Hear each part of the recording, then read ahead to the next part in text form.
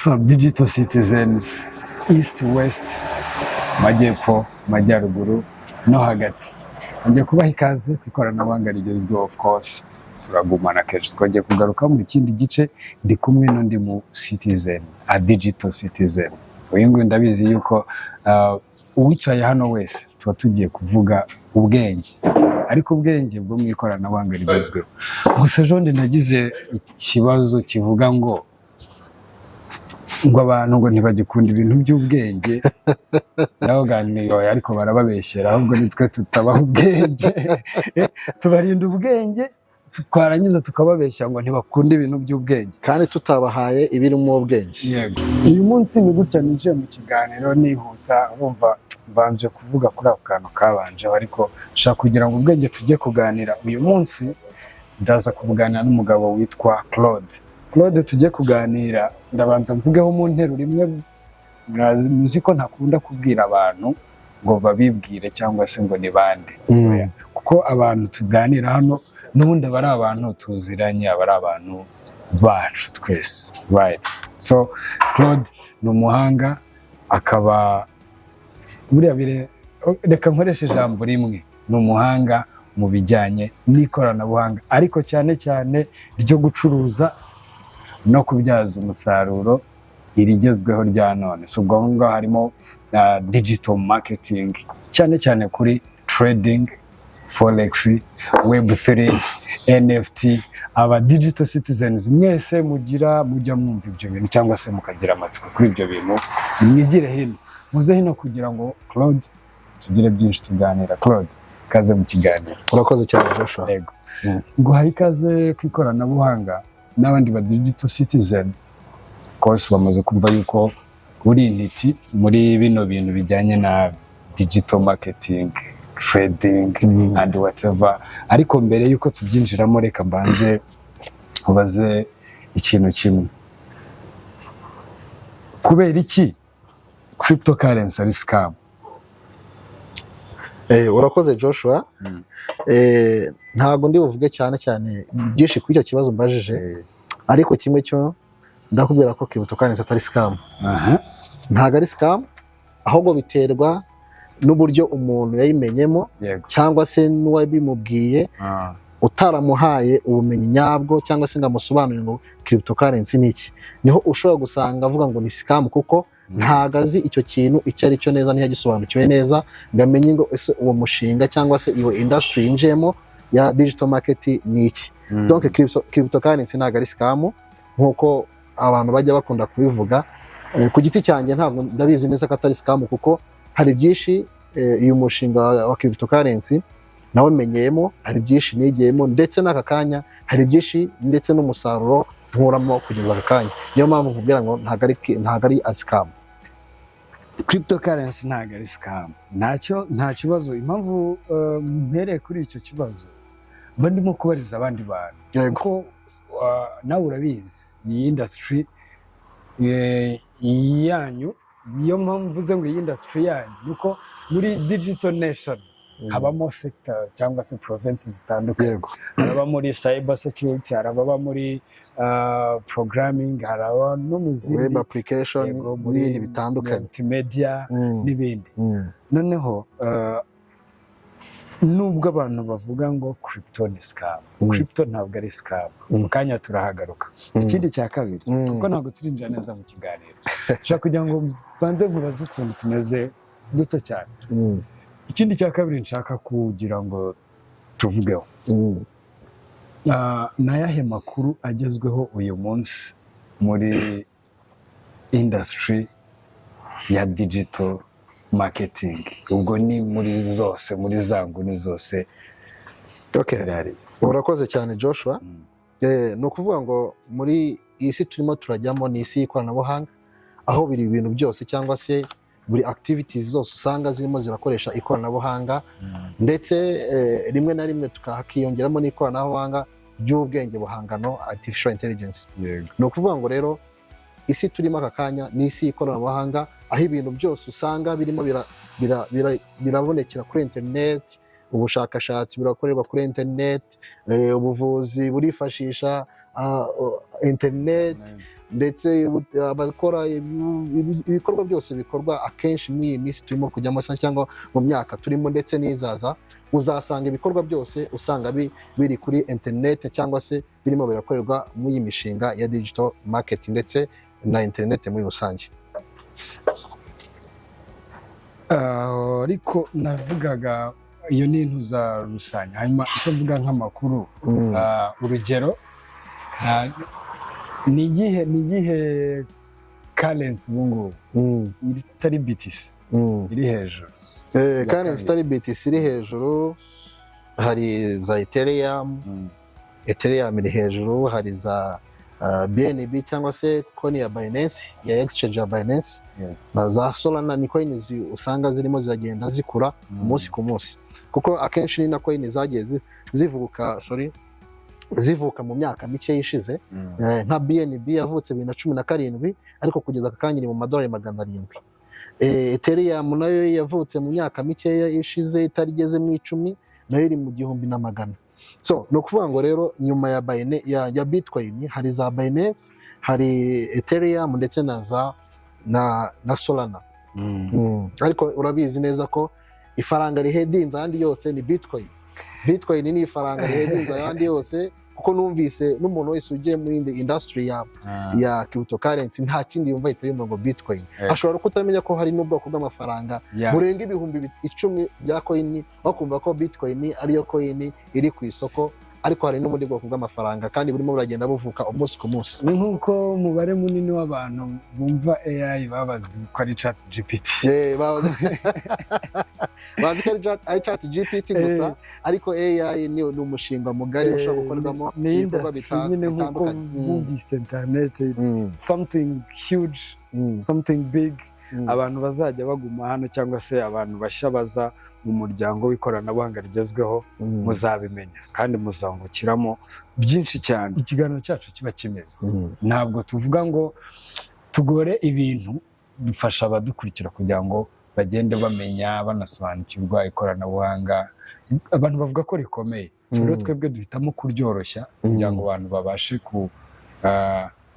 kuryabsorbinga byoroshye. Kwinjira neza noneho mu kiganiro cyacu, ndashaka kugira ngo utangire usobanurira abantu bino bintu tugiye kugarukaho bya digital marketing nka industry yose muri rusange. Umuntu ugiye kubibahaho ubumenyi cyangwa se ugiye kubishyiraho umucyo, ni muntu ki muri byo, abimazemo igihe kingana gute, ni iki kimugira umuntu wa nyawe wo kwicara ku ikoranabuhanga rigezweho ngo abe ari we uba urimo kubibabwira? Okay, urakoze cyane. Ibijyanye n'uyu mushinga wa digital market, ntago ndi umwana muri wo. Nanjye natekerezaga ko mbere baje gutekereza ko cryptocurrency ari scam, ariko naje gusanga atari scam.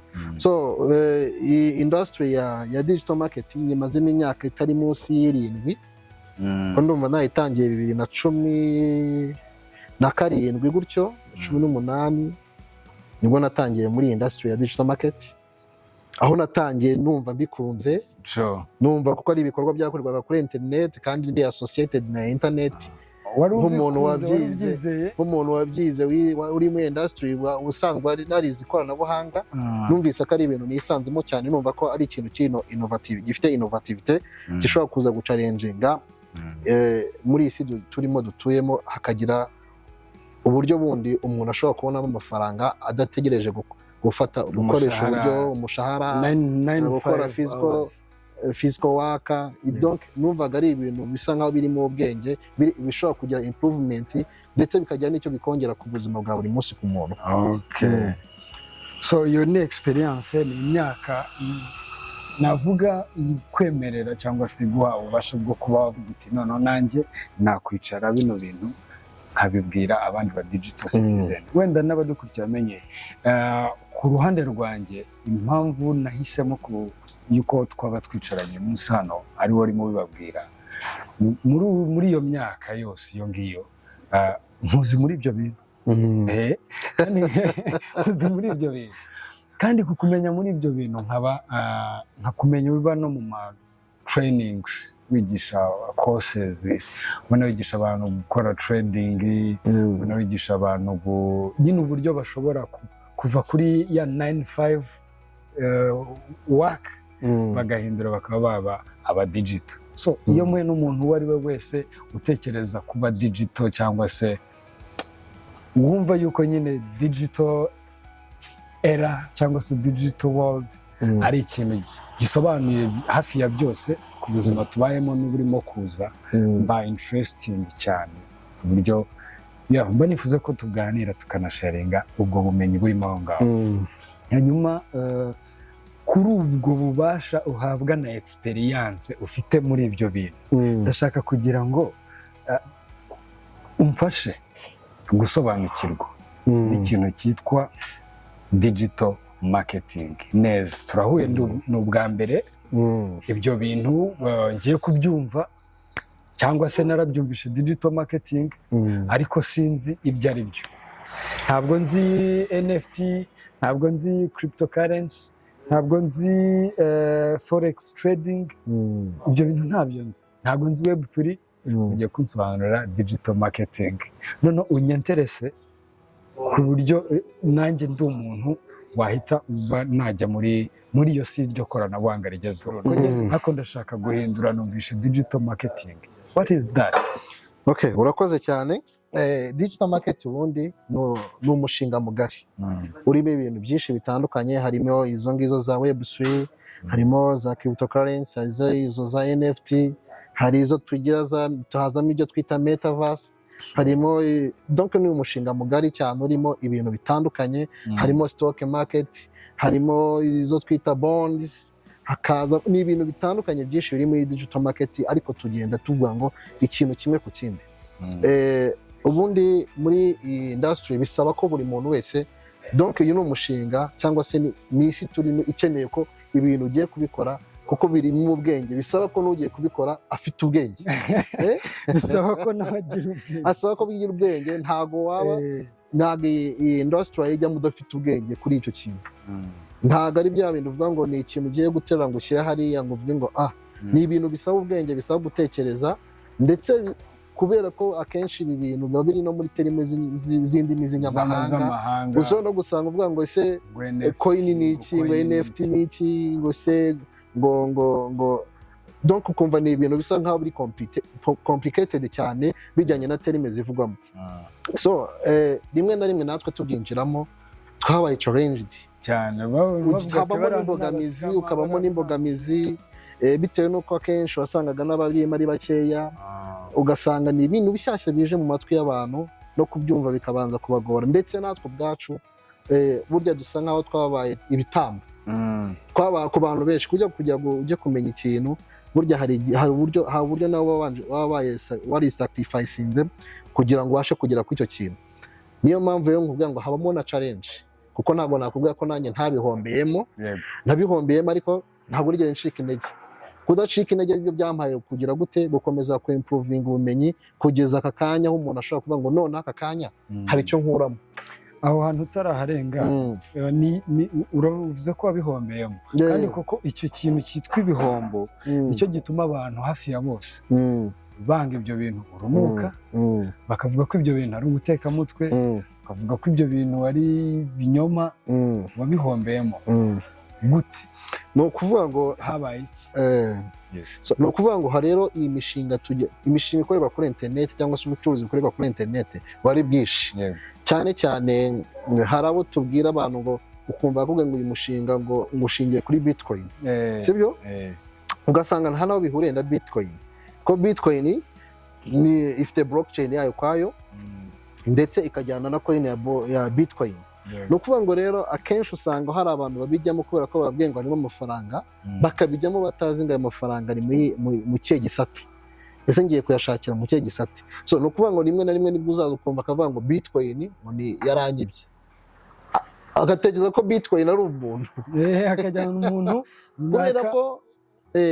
kubera ko yifashishije bitcoin akora payment cyangwa se akora deposit cyangwa se akora withdraw, akumva ko kuba yakoresha bitcoin niyo kampani runaka ariyo yamuhombeje, kandi ntatekereze ko bitcoin ni kimwe n'amafaranga asanzwe ushobora kwifashisha wishyura, ushobora kwifashisha ukora transfer kurimo na mobile money. Urabizi ko iza bwa mbere abantu kubyemera no kubyumva byabanje kugorana cyane, wumva ko ari ubujura, kumvisha umuntu ko umuntu uri kohereza amafaranga mu muyaga ni ikintu wumvaga kidashoboka, wumva kigoye cyane kubyumva, ariko petit à petit abantu bagiye babyumva banabisobanukirwa. So ni nayo mpamvu n'aka kanya abantu bagomba kubena ngo umushinga tugiye kwinjiramo ni uwuhe, kuko tugira business zikorerwa online nyinshi cyane, kandi izo business zose usanga zishingiye kwa amafaranga y'ikoranabuhanga, kuko niyo akoreshwa mu kwishyura no kwishyurana, ndetse no kuba wabikuza uyakura muri system kugira ngo yageze mu mufuka wawe.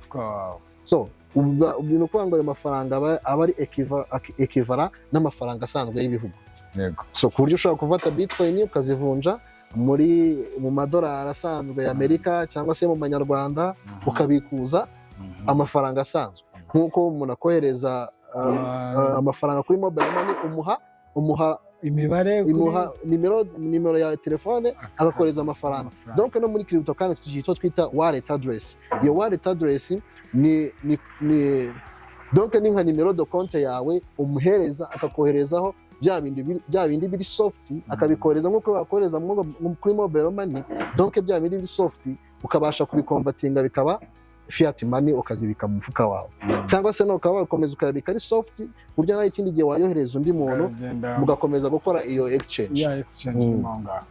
Nk'uko wabivuze rero, wavuze uti iyi si ya byo mvuga isi ubwo ni secteur cyangwa se industry ya digital marketing. Yego, muri icyo gisata cya digital marketing wavuze uti ibi ngibi ni ibintu umuntu akora kuko biba mu ubwenge, bikamusaba nawe kuba azi ubwenge. Bivuze ngo ntabwo ari ibintu umuntu akora nta bwenge, isi byaba nta bwenge, ubwo ari ibyaba nta bwenge. Ushaka kugira ngo hari amaterime menshi turi buze gukoresha muri kino kiganiro turi bugirane, ushaka kugira ngo duhere kuri terime nkeya tuzitandukanye, ko uko tuza kugenda tuzigarukaho abadukurikiye bitaza kubavana. Ushaka kugira ngo ubanze utandukaniriza abantu ikintu cyitwa cryptocurrency, utandukanye fiat money, usobanure wallet, then uvuge no ku kintu cyitwa kuri BTC na coin. Then numara gutandukanya ibyo bintu biradufasha yuko iminota yindi turi buze kuba tuganira umuntu adakomeza kumva ngo fiat, ngo coin, ngo BTC, Ethereum, ataramenya ibyo ari byo. Aho mu mayange iyo tuvuze ngo crypto cyangwa se cryptocurrency ni amafaranga y'ikoranabuhanga. Yego, ayo mafaranga y'ikoranabuhanga rero ni amafaranga aba ari mu buryo bw'imibare. Iyo tuvuze ngo mu buryo bw'imibare, donc iyo tuvuze ngo mu buryo bw'imibare ni amafaranga udakoraho, nk'uko wabona amafaranga ufite kuri mobile money ntabwo wayakoraho, ariko aba ari amafaranga. So cryptocurrency rero ni amafaranga akorwa n'abantu, ntabwo ari guverinoma zikora cryptocurrency, nk'uko amafaranga dusanzwe y'ibihugu usanga ari banki nationale runaka ikorwa na banki y'isi ikagira ikaimplementing amafaranga gutyo. Ariko cryptocurrency ni amafaranga akorwa n'abantu, akorwa mu buryo bwa algorithm. Yego, mu buryo bwa algorithm ni amafaranga abantu donc turumva ikintu bita coin, igiceri. Wakwibaza ngo igiceri kijya muri computer gute? Yego, icyo giceri rero tuvuga ngo cyitwa coin, icyo kiba kirimo nicyo agaciro kacyo kaba kari mu buryo bw'imibare, mu buryo buri code. Ubwo buryo muri code niyo mpamvu tubyita ngo ni cryptocurrency. No kuvuga ngo rero tugiye ngo cryptocurrency hahita haziramo ikindi kintu bita blockchain.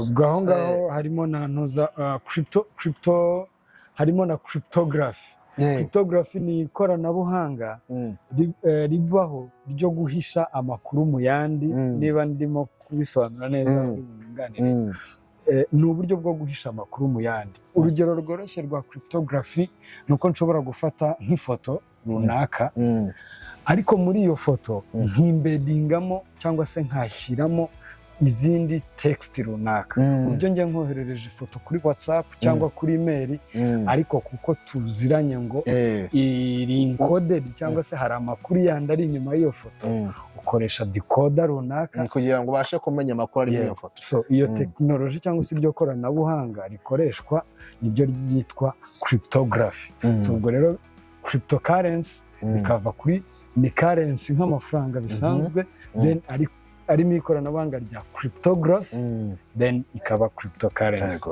Urakoze cyane. So no kuvuga ngo blockchain rero blockchain mu gifaransa bavuga ngo ni chaîne bloquée. Yego. No iyo bavuze ngo chaîne bloquée ndagerageza gutanga yenda urugero gatoya. Muri blockchain ikora icyo twita code. Yego. Iyo code buri muntu wese agira code ye. Muri blockchain buri wese agira code ye. Sure. Iyo code rero uburyo ibiremyemo ni nk'uruvangavange cyangwa se iyo chaîne bloquée. Uruvangavange rw'ibintu bitandukanye. Nafata nk'urugero ushobora gufata nk'amakompiyuta nk'ijana. Yego. Buri kompiyuta yose ikajya igenda itanga code yayo.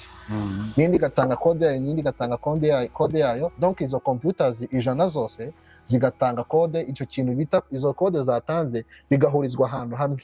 Urwo ruvangavange nirwo rukora icyo twita wallet yawe cyangwa se ya code yawe iri unique itagizwe undi muntu. So ni izo computers nta nubwo i computer imwe ishobora kuvamo ivuye ngo ndamenya code y'indi computer, ntabwo bishoboka. Yego. Nibwo no kuvuga ngo urwo ruvangavange bivuze ngo icyo tuvuze ngo iyo code niwo ugomba kuyimenya gusa ku buryo niyitaye. Ntabwo ushobora kujya kubaza ngo ngo nta kuntu ayikavaringa. Niba ufiteho miliyari y'idolari, niba ufiteho miliyari 100 z'idolari, ubwo ngubwo nyine ziba zihindutse iki ubusa. Niyo mpamvu bavuga ngo turakomeza tubiganireho cyane. Buri ikintu kigira kiba kiri risk nicyo kiba kiri protected, kiba gifite na protected. Niyo mpamvu iyo code uyibuze ubuze amafaranga. Niyo mpamvu bavuga ngo mu bundi buryo bavuga ngo ni monnaie volatile. Cryptocurrency ngo ni monnaie volatile. Donc ngo nta mafaranga aguruka, ari volatile araguruka. Kuko ushobora gusanga mu kanya gatoya mfite miliyoni y'idolari, mu kanya nakwirwa code yanjye nkahita mpinduka umukene.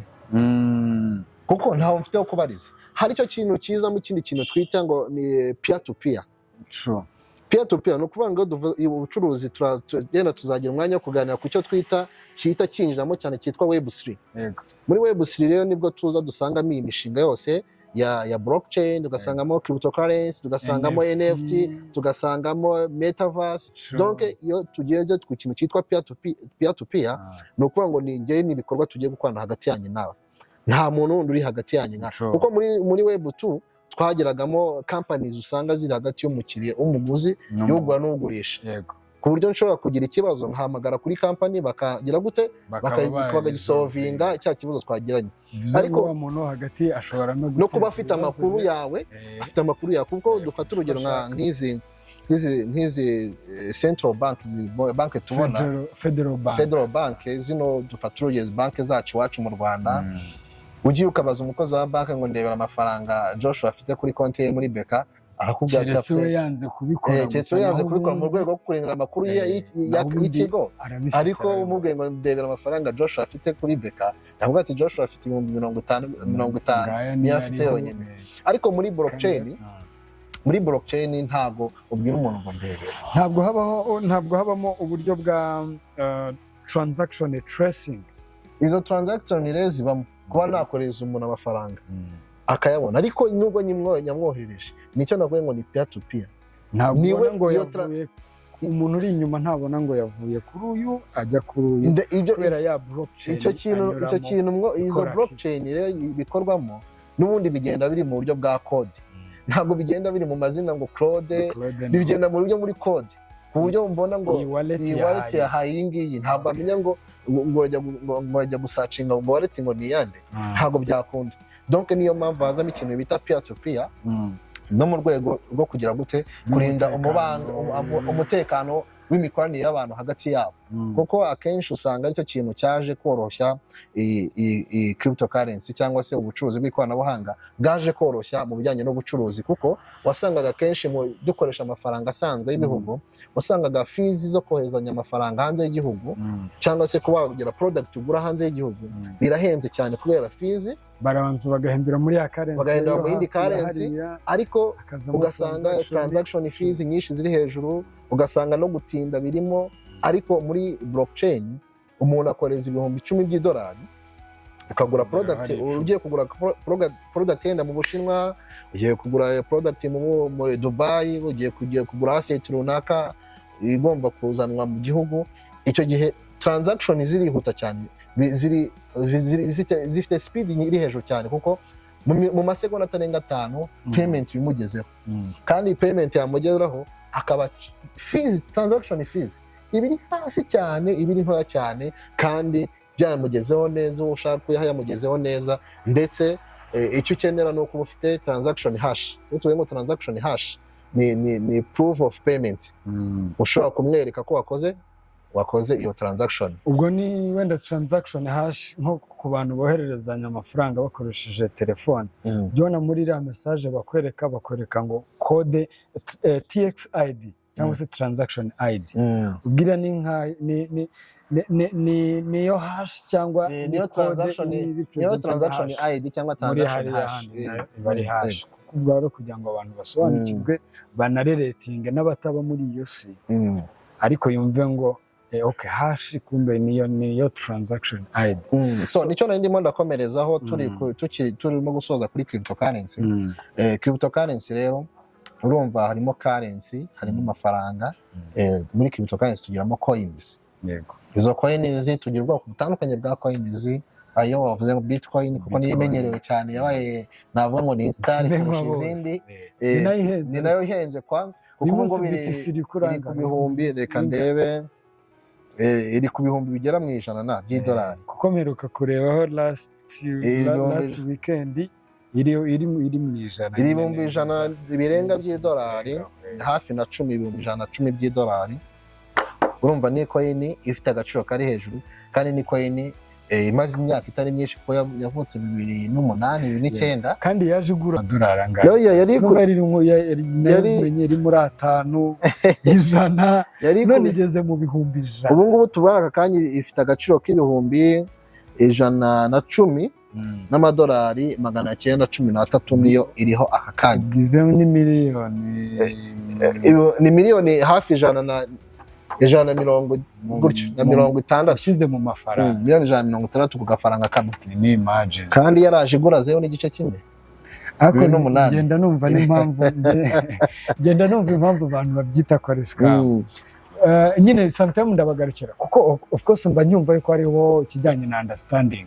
Nyine okay, nkabyumva umuntu ni understanding ye nyine nuko abyumva, kuko ni urugendo kugira ngo umuntu ave mu gice kimwe nyine ahindura imyumvire. Niyo mpamvu nakubwiye ngo ni ibintu bisaba ubwenge, kuko nabagomba kubikoresha bagomba kuba bafite ubwenge, kuko hashobora kuba mu ereri, kandi ereri hano nta kubaza, ntiribabarirwa. Ntabwo ribabarirwa. Forex trading nakubwiye ko ikintu cya mbere ugomba kuba ari ukugira ubumenyi mu gihe ugiye kugira gute kwinjira muri iyo industry.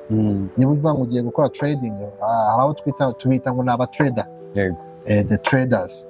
Nuko ngo ugiye kwinjira muri iyo industry, ugiye kwinjira ucuruza amafaranga, yaba ari ikoranabuhanga, cryptocurrency, Bitcoin, Ethereum n'izindi, cyangwa se ugiye kwinjira ucuruza ubwoko bw'amafaranga buno bwa fiat money, cyangwa se amafaranga asanzwe y'ibihugu.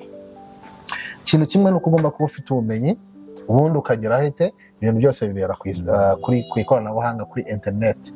Ukagenda ukenteresharija platform, hariho MT5, hariho MT4, hariho IQ Option.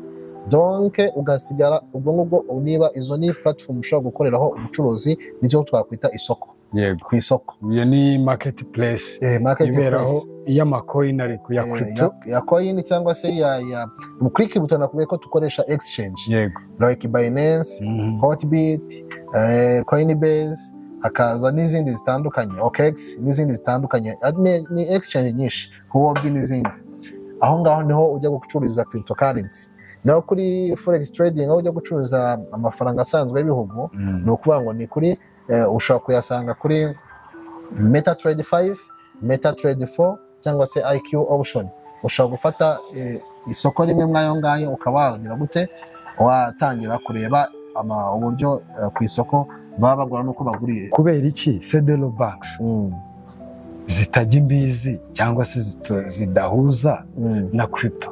Ibihugu byateye imbere izo za Canada, izo za USA, mu bihugu byateye imbere bamaze gusobanukirwa iyi industry ya cryptocurrency ndetse na blockchain, kuko bamaze kubona ko ari ikintu kiri over, ni ikintu kiri rimwe na rimwe bishobora no kugorana kukirwanya, kuko ntabwo uvuga ngo urarwanya uriya mu gitondo habyuka 15 bafunguye, urwanye bariya abandi 100 babimenya, ariko ni ukuri iyihe mpamvu ibintu babirwanya. N'undi nakajya agiye gukora research ugasanga nawe yisanzemo handi makuru asomye nawe yisangira mu gutyo, uzasanga akenshi iyo ahubwo tuba tunifuza ko n'ubwo bumenyi bagakwiye kubugera kubwigisha abantu, noneho bakabisobanurira abantu, yego abantu bakabisobanukirwa bakamenya ko ubwo buryo nabwo bubaho bwa cryptocurrency, ndetse bakabasha no kubasobanurira ingaruka zirimo ku muntu utabizi n'ibyiza birimo, kuko ndatekereza ko ibyiza ari byo byinshi cyane kurusha ibibi, kuko ibibi birimo biterwa n'ubumenyi bukeya nanone, kuko ntabwo wafata umukecuru cyangwa se umusaza wo hepfo aho ngaho ngo ujye kumubwira cryptocurrency no guhamagara kuri telefone abwira umwana ngo wampamagariye ndebera. So niyo mpamvu nakubwiye ngo rero muri iyi mishinga yo ku ikoranabuhanga, niyo mpamvu nakubwiye ngo bisaba kuba no muntu mugiye kujyana iyo project ari umuntu usobanukiwe ibyo bintu, ko no muri business zangwa guhomba bibamo nta hantu hataba guhomba. Burya ntihazagira umuntu ukubwira ngo hari business yashoramo ngo avuge ngo ntabwo nzahomba, sibyo? Ahubwo navuga ngo how to manage loss, ni gute na managing loss. Naho igihombo cyo ntabwo wagiye nta business wa joininga cyangwa se wakora ngo ubure guhomba. Watera umurima w'insina z'ibitoki hectare 5 zikarwara kabore zose zigashira. Claude, mbere wenda yuko dukomeza ku kindi kibazo dushaka kugira ngo ubanze unsubize kubera iki Federal Banks zitajya imbizi cyangwa se zidahuza na crypto? So nuko ndashaka kugusubiza kuri icyo kintu gatoya, ndaza gusubira inyuma. No kuvuga ngo cryptocurrency nakubwiye ko ari imishinga ikorwa n'abantu babiri babiziranyeho, nta wundi muntu wa gatatu. Ni decentralized exchange. No kuvuga ngo iyo decentralized exchange kandi babizi ko Federal Bank iri decentralized, niyo mpamvu bavuga ngo Central Bank of no kuvuga ngo iyo iba decentralized, no kuvuga ngo banki yifuza kumenya ngo ibyo bikorwa biti, kiriho ikiganza cyayo bikorwa bite, birakorwa. Dufite ownership ku mafaranga y'igihugu, tugomba no kumenya ibyo bikorwa gute, bigenda bite, kuko banki ni icuruza currency y'icyo gihugu.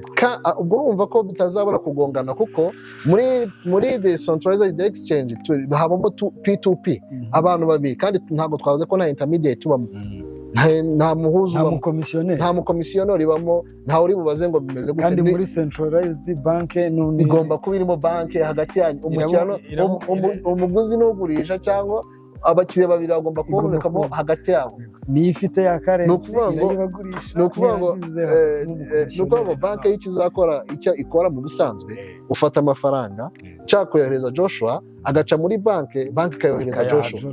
Ntabwo ari mu gihe muri decentralized exchange ni ukuvuga ngo amafaranga ngiye nyaha Joshua direct nta handi aciye, ndetse aho ngaho urumva ko bitazabura kugongana. Ariko nanone ni confidential, hazamo na confidential still, ni confidential, hazamo na confidential. Murashaka gukuraho ya fiat currency yanjye, kandi ni jewe nyine uyikora, ndayikora nkayikugurisha, wajya gukora transaction nabwo nkajyamo hagati nkaba umukomisiyoneri, none urashaka kunyubikira imbere. So rero mu bihugu byateye imbere, izo za Canada, izo za USA, mu bihugu byateye imbere bamaze gusobanukirwa iyi industry ya cryptocurrency ndetse na blockchain, kuko bamaze kubona ko ari ikintu kiri over, ni ikintu kiri rimwe na rimwe bishobora no kugorana kukirwanya kuko ntabwo uvuga ngo ndarwanya urarwanya uriya mu gitondo habyuka 15 bafunguye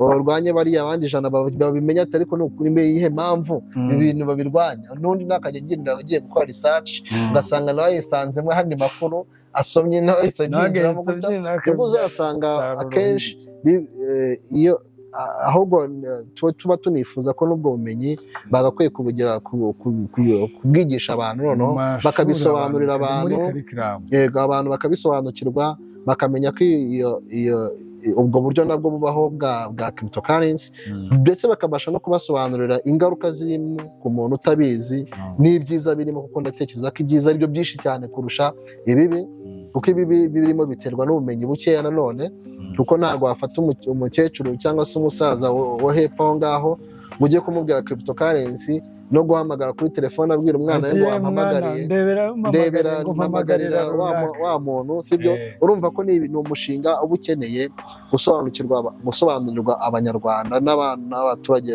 batuye isi muri rusange kugira ngo babashe gusobanukirwa nabyo ariko mu isi turimo turajyamo yasi twavuze ngo ya web3 usanga noneho n'amareta amwe n'amwe arimo aragenda akora imishinga isanisha kubwo bucuruzi kuri digital market aho turimo kumva ko no mu Rwanda batangiye kugerageza ifaranga ya CBD batangiye kurigerageza kugira ngo barebe neza uburyo ryakoreshwa kandi nabyo birimo inyungu nyinshi kuko bizatuma mu Rwanda hinjiramo amadovize kuko ibyo dukora online nk'abantu bakora ku binyamakuru kuri social media bakora amafaranga kuri social media cyane cyane YouTube, Instagram, TikTok donc iyo YouTube cyangwa se TikTok ihemba ntabwo ihemba amanyarwanda ihemba amadolari so ni ukuvuga ngo rero kwa kwinjiza amadolari mu gihugu nabyo tuba twinjiza amadovize mu Rwanda mu gihugu bigatuma n'ifaranga ryacu rizamuka mu gaciro so ni ukuvuga ngo rero abantu bakwiye gusobanukirwa kuri uyu mushinga wa digital market bakabasha kubisobanukirwa nayo ndimo ndasoza kuri cryptocurrency ndeka tuganire gake kuri forex marketing forex market rero bigenda bihura ku cyo twita graph cyangwa se icyo twita candlestick bigenda iyo tuje muri market tubona icyo twita variation uburyo candlestick zigenda zivariya uburyo bihindagurika zazamutse zamanutse rimwe na rimwe iyo abashaka kwinjira muri iyo mishinga bo habamo na courses zidutanga ku bantu bashaka kubyiga aho umenya ngo iki kintu ndagura iki ngiki ngendeye ku iki ngiki ese niye mpamvu itumye ngura ibi ngibi ubwo buryo bwose burimo muri exchange turiye kureba kuri forex rero ubundi forex ni impine ry'amagambo na abbreviation foreign exchange currency no kuvuga ngo no kuvunja amafaranga y'amanyamahanga sibyo rimwe na rimwe uzavuga ngo abanyamahanga uko itumva nayo Rwanda ntarimo kandi n'amanyamahanga mu bindi bihugu kuko nayo n'amanyamahanga mu kindi gihe so no kuvuga ngo ni foreign exchange currency cyangwa se kuvunja amafaranga y'amanyamahanga ariko forex aho itandukaniye na cryptocurrency ko twavuze ko cryptocurrency ni amafaranga akorwa n'abantu ku giti cyabo ushobora gusanga ari company yakoze ushobora gusanga ari umukire runaka wakoze ifaranga dufata urugero nka Elon yakoze ifaranga bita Elon akora Shiba arongera akora Dogecoin ntago ari Elon hano je pense ariko tubona na Trump yakoze coin bita Trump tubona umugore we Melania Trump nawe yakoze coin yitwa Melania ubundi irigeze nko kuranga mero kiri ku madolari nk'5 gutyo ariko donc ni amafaranga wumva akorwa n'abantu ku giti cyabo kuko ari decentralized abari decentralized abari tradable kuri exchange ziri trading currency ziri soft money so forex rero ni foreign exchange currency nuko muri forex hano noneho dusangamo amafaranga y'ibihugu USD ama Chinese tugasangamo Swiss francs tugasangamo Australian dollar tugasangamo New Zealand dollar donc ni amafaranga y'ibihugu dusanga dukoresha dusanga dukoresha noneho ndazashaka ko dutandukanya forex trading na forex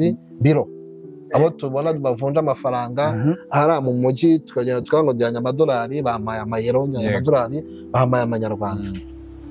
Ni ukuvuga ngo hano hose ibyo bihurira duhurira ku kintu twita peya. Peya ni ukuvuga ngo ntabwo bavunja amafaranga, ntabwo bavunja ifaranga rimwe, ni ifaranga uvunja mu rindi. Ni ukuvuga ngo rero forex trading ni trading cyangwa se ni ukuvunja amafaranga y'ibihugu ariko bikorewe he online kuri internet. Niyo ya forex trading. No forex biro ni uko ujyana amafaranga bakaguha andi mafaranga, kuri biro bakaguha andi mafaranga. Biro de change, office of exchange. Muri forex trading ngurisha iyero nkarigurisha mu idolari, ubwo nkahita ngira gute nkaba nkahoze exchange ngufashe iyero ndivunje mu idolari, ariko nabwo online ubikorera hehe. So no kuvuga ngo tugiraho ama platform cyangwa se aho dukorera ubwo gucuruza. Ushobora gusa hari amasoko atandukanye, hari MetaTrader 5, hari MetaTrader 4, hakaza IQ Option. Tugira ama platform ushobora gucururiza amafaranga, ariko tukagiramo ikindi kintu noneho muri forex trading haza mu cyo twita broker. Muri cryptocurrency ntabwo dusangamo broker. Twavuze yuko nibyo nta kintu ntengeye muri cryptocurrency ntabwo hazamo ko nta middleman. Ariko noneho muri forex trading noneho kubera ko ari amafaranga y'ibihugu asanzwe amabanki ari centralized tugiramo icyo twita broker. Broker rero nindi broker ni wa muntu uguhuza n'isoko. Broker mu Kinyarwanda ni umukomisiyoneri. Ni umukomisiyoneri araguhuza weho n'isoko. Nujya gukora deposit cyangwa se ugiye gushyira amafaranga ku isoko ugomba gukoresha mu bucuruzi bwawe, uzaca kwa broker agufashe kuyageza he ku isoko. Nujya no kuyakora ku isoko ugiye kuyabikuza, broker niwe uzabigufasha agucharging. Kubera iki ntajya ku isoko direct? Ntabwo byashoboka kandi turi muri centralized. Dukenera nde komisiyoneri. So uwo mukomisiyoneri we abakora iki none? Komisiyoneri rero ni ukuvuga ngo abari banki, abari individual, bishobora kuba ari companies, ni companies, big institution zikora zahawe uburenganzira bwo gukora umwuga wo gukora brokerage. Ntabwo ari buri kigo cyose cyagera ngo kihe ubwo bushobozi bwo gukora license, kihe license ku buryo cyakora ubwo yako kazi ko gukora ubwo komisiyoneri. Ni ukuvuga ngo rero ikiba kigambiriwe ni institution iba yahawe ubushobozi, yarahawe license yo gukora icyo kintu ku buryo n'umuntu aramutse abuze amafaranga ye iyo institution bayibaza ngo amafaranga y'uwo muntu ari hehe. Bitandukanye muri cryptocurrency uhiye ariko nanone tugasanga niho hantu hari security cyane n'umutekano. Iyo security rero kandi ntaho ndi bujye kubariza utwaye. Security ya mbere aho security ntiyabiri mu kuvuga ngo ntabwo ndi buhombe ayanjye niba ari ibihumbi 10. Ubundi kera bigitangira ibintu bya cryptocurrency bigitangira bavuga ko ari amafaranga y'abamafia. Kandi koko nibyo, impamvu mvuga ngo nibyo utaraharenga kubera ko crypto nyine ni ziri hard to trace, ni encrypted cyane. Hari abantu bibeshye ko zitari traceable. Ziri traceable kuko blockchain you can trace transaction, ariko bigoye cyane ugereranije no gutracinga zino transactions dukoresha zino za fiat money. Rero impamvu n'uyu munsi bigikoreshwa gutyo ni uko dark organizations cyangwa se aba criminal nyine biborohera, babonye amahirwe yo kubona currency bakoresha. Kuko urumva niba mbere wenda bakoraga human trafficking cyangwa se drug dealing, bakohererezanya amafaranga bakoresheje fiat cyangwa se y'ubundi buryo nyine buri centralized, byabaga byoroshye kuvuga ngo aya madolari 10,000 byavuye kuri Claude bijya kuri Joshua. Ariko haje iryo koranabuhanga rya crypto kuko riri more sophisticated, badopting icyo kintu abari nabo bagikoresha cyane, ndetse ku buryo ari nabo bantu bashoyemo menshi kugira ngo zibe zifite value uyu munsi nka BTC. ubundi ni ukuvuga ngo ejo hajo ikoranabuhanga rigenda rigira agaciro rizamuka, abantu bamenye ibijyanye n'ikoranabuhanga, na human trafficking zibamo, n'abajura babamo babyihisha inyuma bakaba bakwiba abantu. Ariko nanone usanga nanone bikenewe. Birakenewe, ntabwo iteka ryose projet nk'izi ngizi cyangwa se ibintu nk'ibi ngibi biba byaragenewe kuza ngo bikoreshwe n'abajura. Ahubwo ni umushinga uba uri mugari, ahubwo bishobora kuba hari abandi bashobora kubyinjiramo mu buryo bwabo bwite bakabona icyuho, ariko justement niho isi tuganisha. Donc niho abantu babona uburyo bwo kwishyurana bworoshye batagiye, kandi n'iyi minsi bavuga ngo time is money, ni igihe ni amafaranga. Aho kugira ngo abantu batekereje ikoranabuhanga bashobora gukoresha kugira ngo za transaction zikorwa zibe zihute, zigire speed iri hejuru cyane, ku buryo ari uwohereza n'uwakira babibona instantly.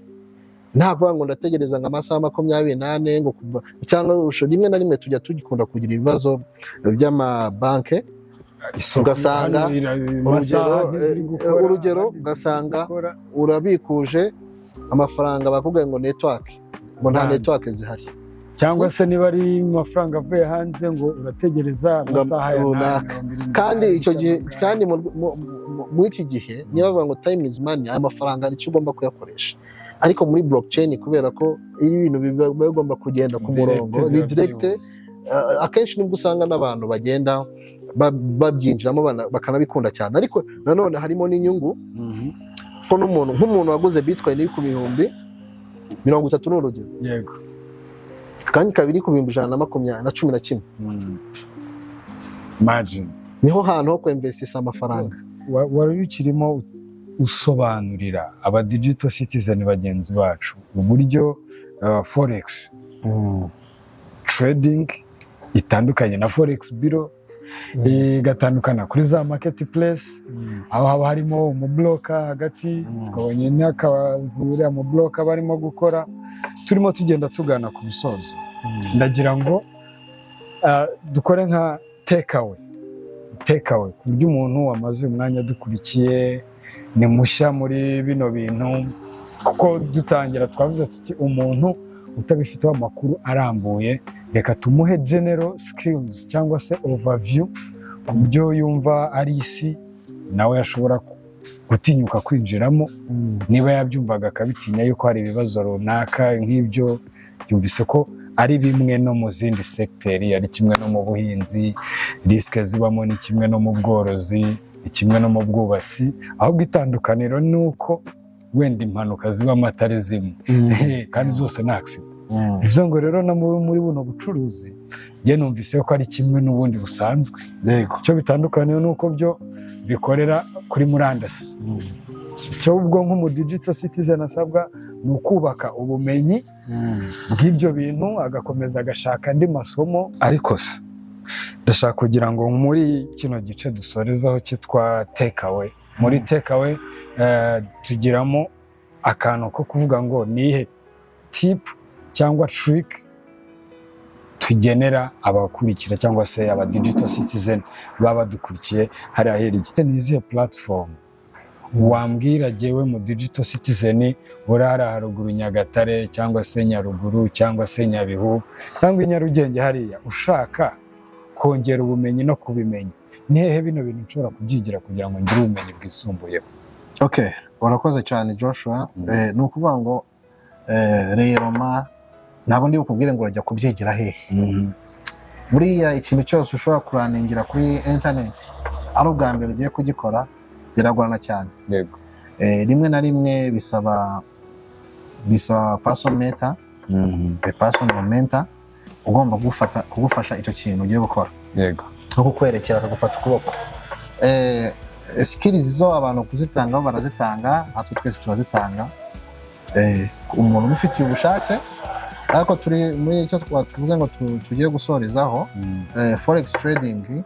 Nakubwiye ko ikintu cya mbere ugomba kuba ari ukugira ubumenyi mu gihe ugiye kugira gute kwinjira muri iyo industry. Niba uvuga ngo ugiye gukora trading, aho tubita ngo ni aba trader, the traders.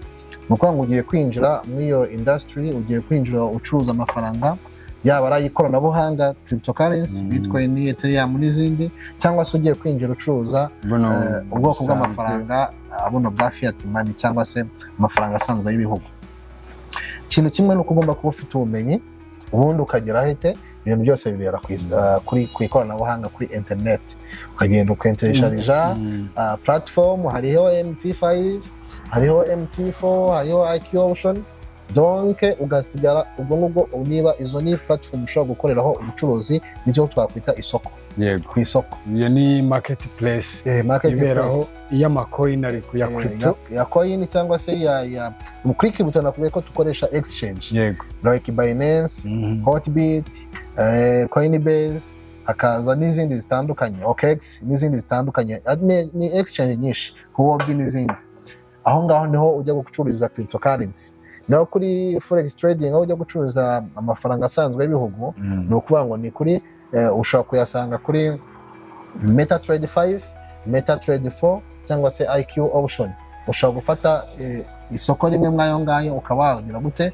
watangira kureba uburyo ku isoko baba bagura nuko bagurisha uko bigurishwa ushobora kugura cyangwa se uko wanagurisha ariko tukagira na cya kintu nakubwiye ngo bita broker muri forex trading habamo broker aba broker tugira benshi batandukanye tugira Templar tukagira twita hazamo na Avatrade donc harimo n'ababroker batandukanye ushobora kugenda ugahitamo umubroker wumva ushaka uzagufasha kuguhuza n'isoko cyane cyane dukunze ugomba guhitamo umubroker mwiza ufite experience hari n'ababroker tugira ariko baba batagikorera mu gihugu cy'u Rwanda na za Exness ziba batagikorera mu Rwanda ariko nabo ni ababroker beza tukakugira abandi babroker donc abo mukubwiye ngo abo nkubwiye bwa mbere yaba Templar cyangwa se Avatrade n'izindi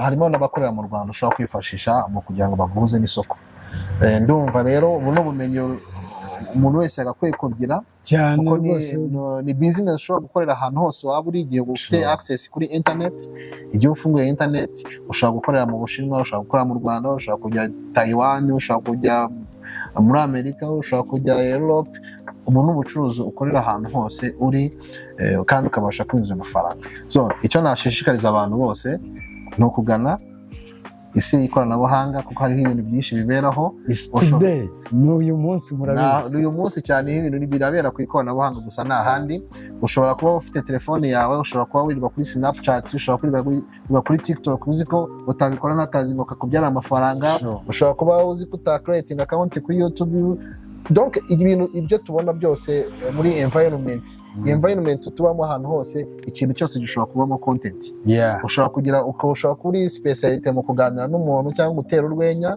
ukabibyaza umusaruro ukagira content ushobora kuba wakora ubucuruzi ushobora kuba wajya kuganiriza abantu mu bijyanye na health na mental health ukagenda ukaganiriza abantu bikavamo content donc iyi si tubamo iyi environment tubamo ifite content aho buri wese ashobora kugira icyiciro kimwe cyangwa se ikindi yisangamo ubyaze internet yagura buri munsi ugerageze ibyaza amafaranga ndetse iyo telefone nziza yawe waguze ifata amafoto meza na video nziza ubibyaza amafaranga iyo Instagram yawe utunze utarubizi ko ushobora kukubyara amafaranga yakubyara amafaranga iyo TikTok yawe irwaho buri munsi ushobora kubigira akazi ka buri munsi kandi kakubyarira amafaranga abantu bamaze kumva ko ibyo ngibyo ariko kazi kabahemba dufite ingero nyinshi z'abanyamakuru bava mu bitangazamakuru binakomeye akabayoka YouTube cyane turabifite ingero z'abanyamakuru benshi cyane mu binyamakuru bikomeye ndetse n'ibyo mu Rwanda bikomeye n'uduheye no cya kindi cyo hejuru akavuga ati aka kazi ko kwezi ndagasezeye ngiye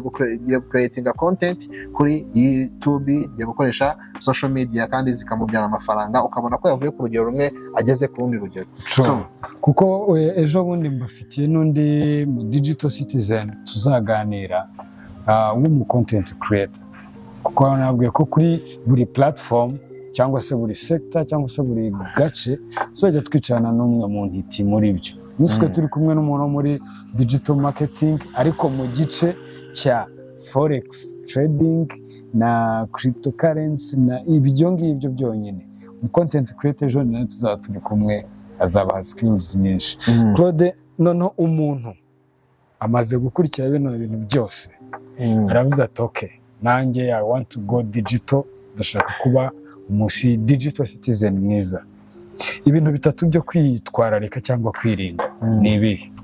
So ikintu cya mbere ubundi muri iyi industry tubamo ndavuga ku kintu bijyanye na bibiri. Yego. Bitatu. Ikintu cya mbere ni ukwirinda emotion. Amafaranga ntabwo agira emotion cyane. Amarangamutima. Ikindi cya kabiri ni discipline. Ku isoko burya naho haba discipline, ugomba kugira discipline ku isoko. Ikindi cya gatatu ni ukuba ufite amafaranga. Sibyo? Kuba ufite amafaranga, kugira discipline no kugabanya emotion. Claude, ko amafaranga nta muntu n'umwe utayagira, utayafite ko atariho. Ikindi gihedinze ibindi byose nayo ngiye kukubwira ni uko yenda gise hazamo akantu gatoya, ni ukuba ufite ubumenyi. Ubumenyi, kubaka ubumenyi. Kuba ufite ubumenyi, ushobora kuba udafite ubumenyi ufite amafaranga, ibyo ntabwo wabigeraho. Ariko iyo ufite ubumenyi ufite n'amafaranga, ubasha kwacivinga ibyo ngibyo washaka kugeraho. Claude, ubwo bumenyi bwose bubumbiye cyangwa se bukubiye mu bwonko bwawe, mu mutwe wawe, ni byiza kandi nanagushimira ko uyu munsi waje kugira ngo tugusangize abadukurikirana ku ikoranabuhanga rigezweho. Ariko se nyuma ya hano umuntu ashobora kugushaka ukaba wamuha ubwo bumenyi wenda mu buryo bwihariye, cyangwa bigenda gute? Uratraininga, urabikora ku giti cyawe? Umuntu agukeneyeho ubumenyi burambuye yakubona gute? Cyangwa ntabwo uri open? Urakoze cyane. Sindi umuntu ukunda kwigisha cyane ibintu cyane, ariko rimwe na rimwe umuntu akuganye ntabwo wabura kumufasha. Ariko njyewe ntabwo ngira ishuri nigishirizamo abantu. Sharing is caring. Sibyo? Ntabwo nenda gushinga ishuri ryigisha forex trading cyangwa se cryptocurrency trading. Ni byiza ko nicarana n'umuntu umwe, babiri, batatu, tukicarana tukaganira, tukungurana ubumenyi, nkamubwira buri kimwe cyose from zero, nkamwigisha uburyo bikorwamo, nkamusobanurira buri kimwe cyose ku kindi.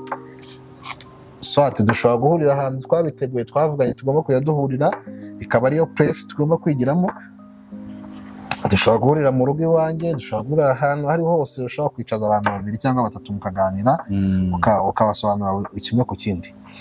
So ndumva rero ubikeneye nta mpamvu yo kumulimita cyangwa se kumwima ayo mahirwe. Bambwirira ndabizi ko bikeneye hari aba digital citizen, kuko hari na account yanjye YouTube channel yitwa B-Media News. Ushobora kujyaho ukabona B-Media News, ukabona ibiganiro bigiye bitandukanye cyangwa se n'amasomo atandukanye nagiye nshyiraho na uploadingaho ajyanye na digital market. Okay. Ikindi ushaka kumamagara kuri 0788 28 986 34. Okay. So iyo niyo nimero yanjye wamamagaraho. Kuri platform zanjye zose nkoresha Claude Rwanda. Ushobora kugira gute ukunsangaho, ushobora kugenda ukanyandikira ukamba igitekerezo cyangwa se niba ari n'icyifuzo ukeneye, ushobora kumbona hose. Wanyandikira kuri nimero ya telefone, wanyandikira kuri iyo nimero nayo kuri WhatsApp, ushobora kunyandikiraho ukambona, cyangwa se ukajya kuri platform zanjye Claude Rwanda. Mu isi yo gucuruza no guhererekanya no gutunga no kubugwije amafaranga, Claude ni umujyanama mwiza mushobora gukorana ugatangira urugendo rwo kuba mu isi y'ikoranabuhanga. Ariko muri ibyo ngibyo tumaze umwanya munini turimo kuganiraho. So reka mbashimire mwebwe twabanye uyu munsi. Ntabwo ngiye, turacumbitse. Urebe ikindi kiganiro kiriho hano ubuwe ukurikirana, kuko amasomo ni menshi. Ikoranabuhanga rigezweho rifite byinshi. Hari n'ibindi biri mu gikoni turatetse, turimo gushyiramo utuntu tw'uturungo kugira ngo mubashe kuryoherwa. Ariko niba ufite ikindi kintu ushaka ko tuganiraho cyangwa se tukunguraho ubumenyi mu ikoranabuhanga rya none rigezweho, it's the right time uduhe igitekerezo cyawe. Claudio, urakoze kuza. Reka n'abandi mbabwire ngo urakoze cyane. Hasta la vista Victoria, siempre log out.